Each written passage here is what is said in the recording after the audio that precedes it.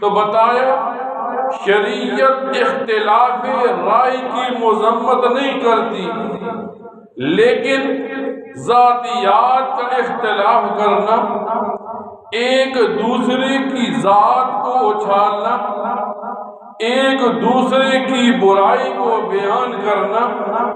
حدیث میں آتا ہے نبی کریم صلی اللہ علیہ وسلم فرماتے ہیں کہ مسلمان اس وقت تک مسلمان کامل نہیں ہو سکتا جب تک کہ اس کے ہاتھ سے، اس کی زبان سے دوسرا مسلمان محفوظ نہ رہے۔ پچھلے دنوں میں یہ چند دن گزرے، لوگوں کا آپس میں سیاسی اختلاف ہوا، کوئی کس جماعت کے ساتھ، کوئی کس جماعت کے ساتھ، لیکن پھر کیا ہوا؟ لوگوں نے سیاست کی آڑ میں آ کر سب سے پہلے اپنے مخالف کو چھوڑ دیا، دیندار طبقے کو مقدم کیا، اعتراض کرتے چلے گئے۔ دو چیزوں ان لوگوں سے نہ بچ سکی، ایک ان لوگوں سے مساجد نہ بچی، ایک ان لوگوں سے علماء نہ بچے۔ حالانکہ ایک مسلمان کو بتایا جاتا ہے دنیا کے اندر کوئی بھی عقیدہ مسلک رکھنے والا آدمی، مسجد اللہ کا گھر ہے، عبادت کے لیے بنا، لیکن لوگ کیا کرتے ہیں؟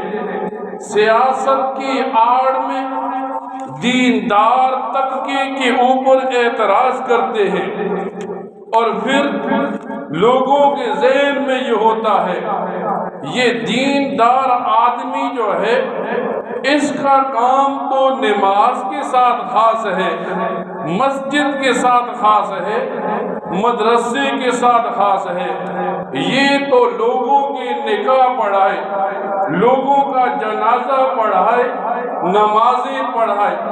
اور اسی آڑ کے اندر آج جب یہ ووٹوں کے دن آئے، لوگوں نے علماء پر اعتراض کیے۔ 5 وقت کا نمازی ہے، اپنے آپ کو مسلمان کہتا ہے، لیکن ایک عالم پر اعتراض کرتا ہے۔ روایات میں یوں آتا ہے، طبرانی شریف کی ایک حدیث ہے، نبی کریم صلی اللہ علیہ وسلم فرماتے ہیں بنی اسرائیل کے اندر ایک انسان نے کتیا پالی ہوئی تھی۔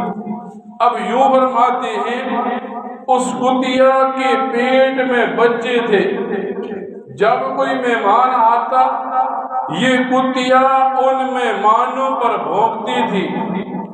پھر فرمایا یوں ہوا، اس کتیا نے اپنے آپ کے ساتھ وعدہ کیا اگر میرے مالک کا مہمان آئے گا تو میں اپنے مالک کے مہمان پر نہیں بھونکوں گی۔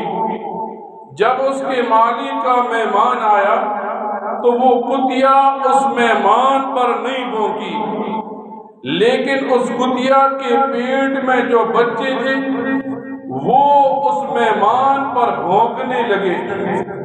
اللہ تعالی نے وقت کے نبی پر وحی کی اور یوں بتایا ایک زمانہ آئے گا سفہاء یوں علماء پر بھونکیں گے۔